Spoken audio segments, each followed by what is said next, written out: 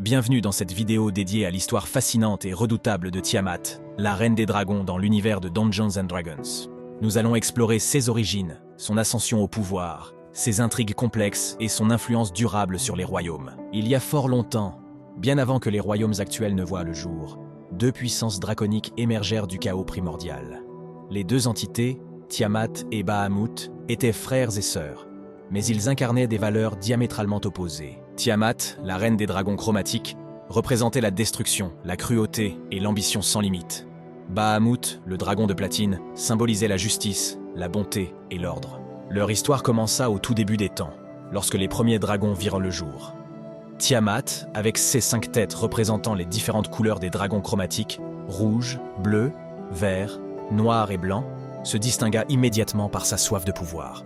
Elle chercha à dominer les autres dragons, utilisant sa ruse et sa force brute pour soumettre ceux qui osèrent lui résister.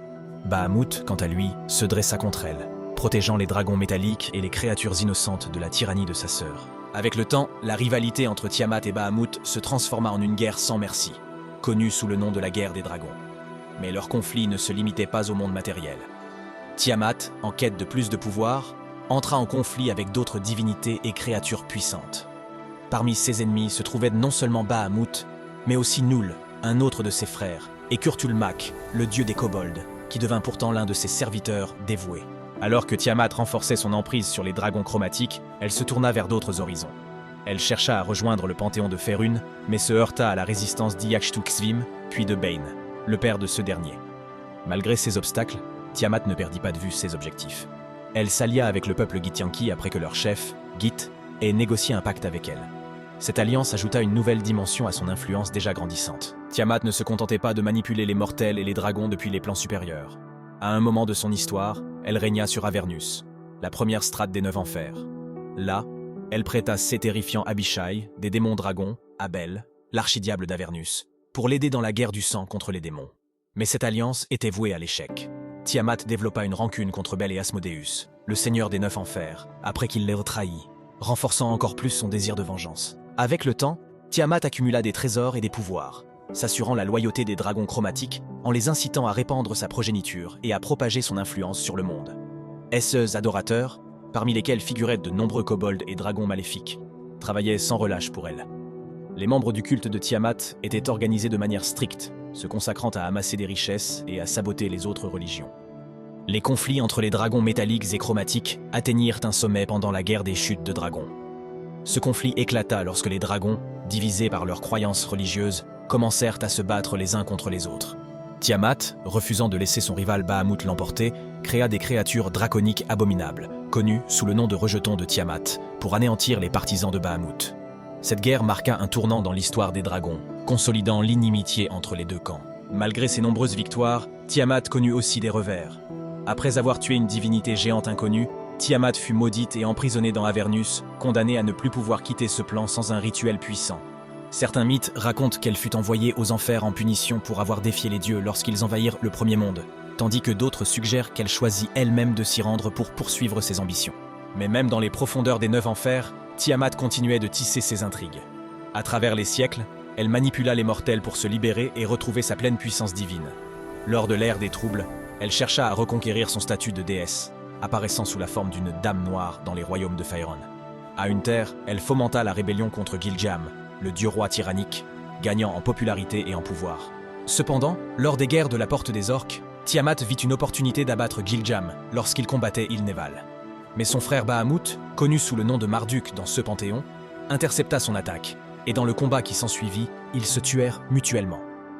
Tiamat, déchue de son pouvoir divin, fut réduite au statut d'archidiable, tandis que son culte continuait à croître dans l'ombre, notamment dans les régions de Chesenta et Unther. La résurgence de Tiamat atteignit son apogée en 1346 DR, lorsque des cultistes intérites réussirent à invoquer un autre aspect de la déesse sur Toril. Sous cette forme, connue sous le nom de Dame Noire, Tiamat provoqua des révoltes à travers Unther, et son culte grandit de manière exponentielle. Lors du temps des troubles, cet avatar fut tué par Gil'jaam, mais l'essence divine de Tiamat se divisa pour habiter 3 dragons chromatiques puissants: Chazar, Gestanius et Skutocin.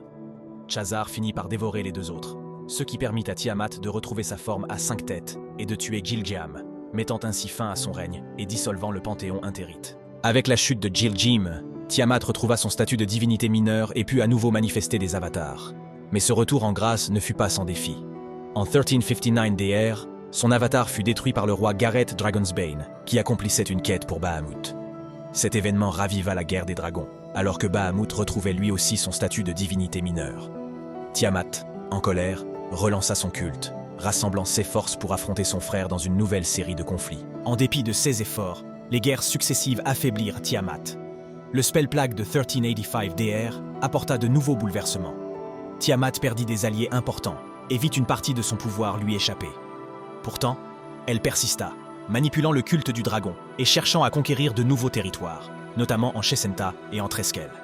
Sa quête de domination l'amena à affronter Bahamut à plusieurs reprises, et même si elle subit de lourdes pertes, Tiamat ne renonça jamais à ses ambitions. Le déclin de Tiamat culmina au début du XVe siècle DR, lorsque ses forces furent décimées et que son plus puissant serviteur, Chazar, fut tué.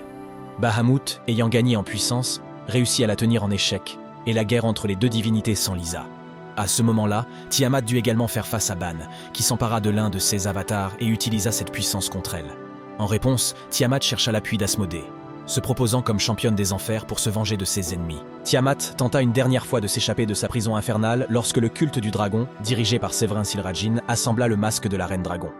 Ce puissant artefact devait permettre à Tiamat de revenir sur Toril, mais les plans de Séverin échouèrent, et Tiamat fut une nouvelle fois bannie dans les 9 enfers. Malgré tous ces échecs, l'histoire de Tiamat reste celle d'une déesse dragon redoutée, dont la quête de pouvoir et de domination a marqué les esprits et les terres de Faerûn.